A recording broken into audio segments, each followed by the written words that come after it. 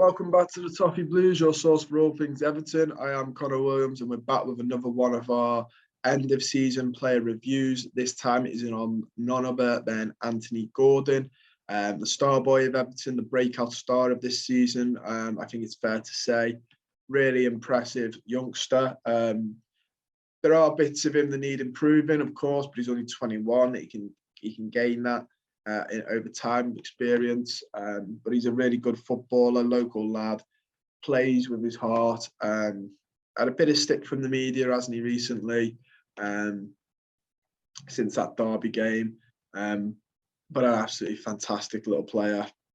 Really has. It's really good to see him sort of step up in a time where I think we needed him. We needed somebody to step up. Him, along with probably Richarlison, are the two that stepped up when we needed them the most.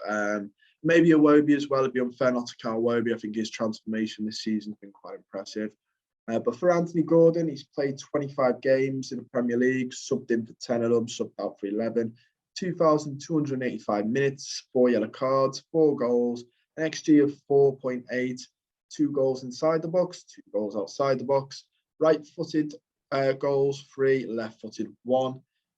He's had 18 shots on target, 10 off target, 2 assists, 35 chances created, 613 total passes, 80 passes attempted, 80 dribbles attempted, only 38 of them have come off. He's attempted 54 tackles, only 32 of them have come off, 8 clearances and 22 interceptions won. I'll go through his sort of best and worst game, I guess, for me in an Everton top for Anthony Gordon. Give just a little bit of a chat about him as well. Like I said, I really like him. I think he's hard not to like because of, he's a local lad. He's come through the youth academy. I think there's one thing Everton fans are sort of dying for. It's a youth player. We want to see a youth player come through that's good. I think it's fair to say we've not had maybe Ross Barkley was the last one, but I don't even think he was anywhere to the hope we have. I think the last really good player was obviously Wayne Rooney. And I think since then we've sort of hoped with the way our academy is sort of praised, we'd ever get that again. Get a sort of Wayne Rooney again, which isn't fair. And I hate when somebody bursts on the scene and people do that. I don't think we will see a Wayne Rooney again. He's a generational talent that will never be replicated. Everyone you see afterwards who is good will just be them. So Anthony Gordon is the next Anthony Gordon, not the next Wayne Rooney. But I think after him, though, the next big prospect was Ross Barkley, who obviously left. And then I think it's fair to say has really struggled for a career since leaving. And looking for a move away from Chelsea, I've heard. So the grass isn't always greener on the other side. Who'd have thought it, eh? But yeah, I think because of where he's from the academy, there's a little bit of pressure on him to perform.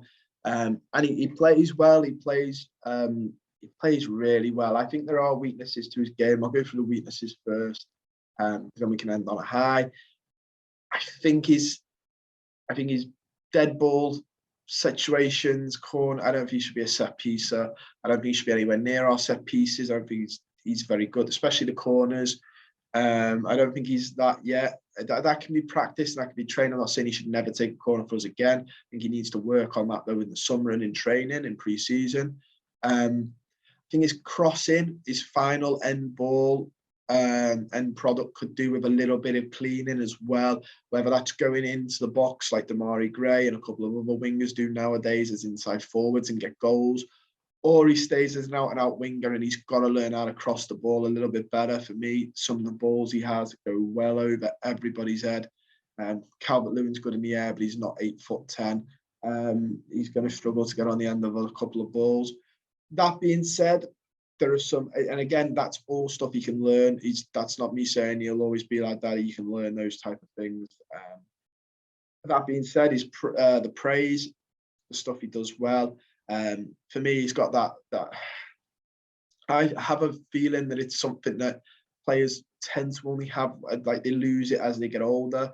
He has that raw tenacity, but not like not like a pit bull, like a midfielder would, but more like this. There's no fear when he gets the ball. The first thing he does is turn with intent and run forward. And it's fantastic to watch. He's also got a couple of, like, he's very good. He's decent dribbler. He's got a bit of skill in him.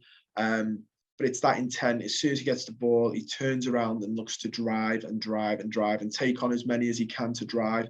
And that's fantastic to see. I remember when we signed Adamal Lulupman, and I thought he'd have that because I knew he was a very talented skiller.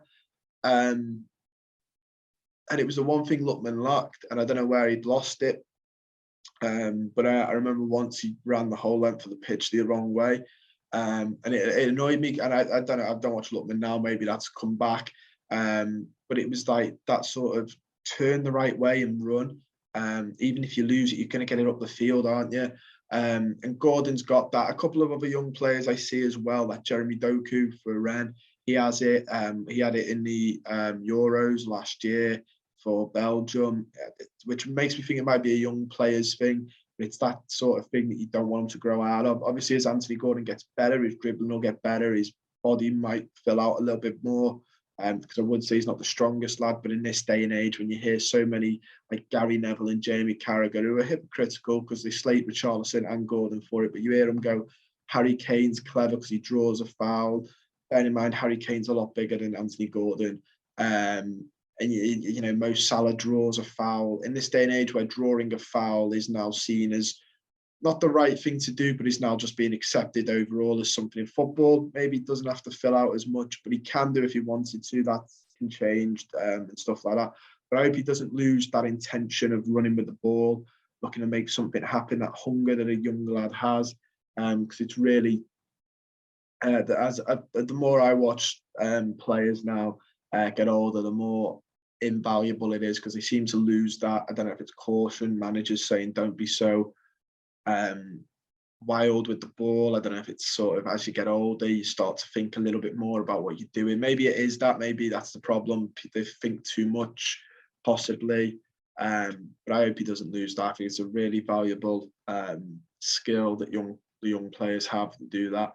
And it makes for some really great viewing for fans. In terms of his worst games, I've got Villa here when we lost to Aston Villa earlier on. In the season, it was when Duncan Ferguson took over, I believe. He only played for a handful of minutes though, so I feel a bit tough suggesting that one. Got plenty of good ones. Maybe Liverpool's 4-1 defeat actually. I think that's a fairer reflection. I think he got a lot of games, more game time this time. Yeah, he came on in the 59th, so he got about half an hour to play football. That was probably the worst one. It is Liverpool though, so I'm fully taking that into account. And by the way, I'm not looking for his worst game just to slate him. It's just, you know, that was the one point where I was like, he needs to be a bit better. I can't remember him having a stinker game. This is just a foot mob. And I don't think any of our players really on derbies could hold their hands up when Rafa Benitez is laughing on the side. His accurate passes were good. He got 100% successful dribbles. I just think he struggled. He was dribbled past 3 times. I think he just struggled to make inroads against Liverpool. Like I said, unfortunately, they're a really good side. And it doesn't help when the manager, I don't think, fully had his heart in beating them. But yeah, that's just one of them. But like I said, I can't remember off the top of my head. Some players I can remember, you know, distinctly. Oh, that was a rubbish game for them. Can't remember him having one. There's been moments and minutes where I've gone, his crossing. I have sort of like been annoyed at that, but that will come. So I'm not annoyed at him. I'm just more annoyed that his crossing could be better. But I can't remember him having a stinker, so I can't really dig him up for that. His best games, though, there are a couple here, which is really, really positive. One of them is, weirdly, is the 3-2 defeat to Brighton at home. He played 90 minutes and got 2 goals, one of them inside the area, right foot shot inside the area with a 0.09 XG, so it must have been absolutely covered in bodies. And then a left foot one with 0.03 outside the box. So he scores more than his XG, scoring some really hard chances. He had 77 pass accuracy, created one chance, won a penalty as well. Had an XG of 0.34 and yet got 2 goals. That just shows how well he did. Shot accuracy was 60%, successful dribbles 50%, accurate crosses 1 out of 7, 14%. This is what I mean about his crossing. Accurate long balls 100%, which is brilliant to see, but the long balls are a little bit, you could just lump the ball forward and Calvert-Lewin's run on the end of it. Who also missed a penalty that Gordon won. He had 2 recoveries, was on the drill pass twice, won 27% of his ground duels, 33% of his aerial, was fouled once, only committed 1 foul. That was one good game. The other one you could argue is Leeds United, 3-0 win for us. He got a goal and an assist here. It was really impressive. His goal came inside the box, right foot shot, again 0.15 XG. It's incredible how little his XG is. He really does perform over it. 15 accurate passes out of 22, so it's a 68% pass accuracy. 1 big chance missed, 46 touches, 100% successful dribbles. Again, only 2 of the 5 crosses were accurate. 1 out of 3 long balls were accurate. He was dispossessed 3 times. He did take 3 corners. Again, not a corner taker for me. Won all of his tackles though. 1 interception, 6 recoveries. Won 64% of his ground duels, 100% of his aerial. He was fouled twice, fouls committed 1. He does get fouled an awful lot. I know some pundits in the media want to say he goes down, etc., etc. He gets fouled an awful lot. He gets booted an awful lot. I think the media are being a bit funny over it, but he gets booted an awful lot. If you watch us week in, week out, I think him and Richarlison are the 2. Again, Richarlison gets it. And I must admit, Richarlison sometimes, I think, is drawing the foul. But he does get booted an awful lot as well. Same with Gordon. But the final one was Manchester United, that 1-0 win. His goal came from outside the box, took a wicked deflection. Its XG is 0.04. I think without the deflection, it doesn't go in. Accurate passes, 50%. 2 chances created. His XG for the whole game is 0.18. Successful dribbles, 0. Crosses, again, 2 of 7 were accurate, 29%. 100% accurate long balls, 5 corners. He's a corner taker. 2 tackles out of 2. 2 interceptions, 3 recoveries, was only drilled past once. Was fouled 3 times. I genuinely think he might be up there for one of the most fouled players in the Premier League this season.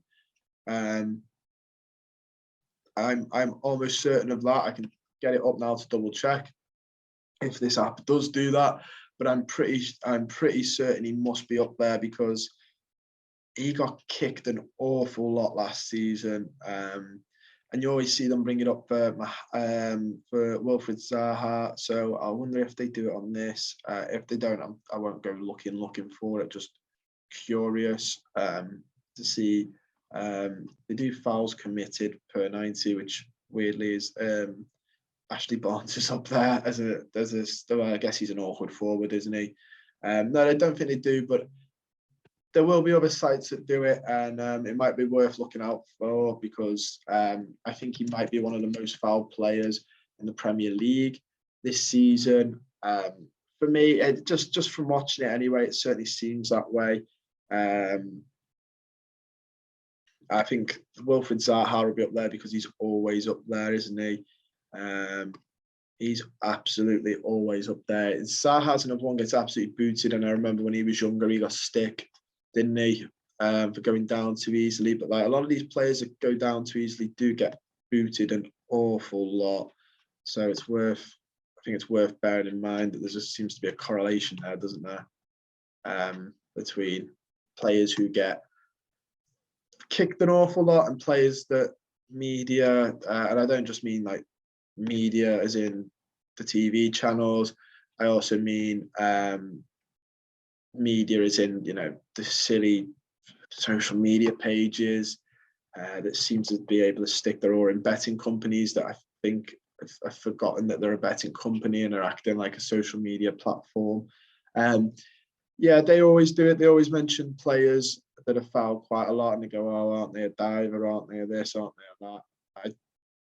It seems to be the package and parcel of that type of player. But yeah, Anthony Gordon, overall, my general rating for him, again, a 7. There is places he can improve, and I think he probably knows that as well. And there's nothing wrong with that. He's only 21 years old. There's plenty of time in him yet, and we'll see him, leaps and bounds. But he's a very good player. He's hungry. He wants the club to succeed. He wants to succeed. And I look forward to seeing how he develops. Hopefully we have the player that we all think we have on our hands, and hopefully he stays with us for a long time. But that is everything I've got time for. Don't forget to like the video, subscribe to the channel if you're not already. Comment down below your thoughts and your rating on Anthony Gordon this season, and I'll see you guys very soon.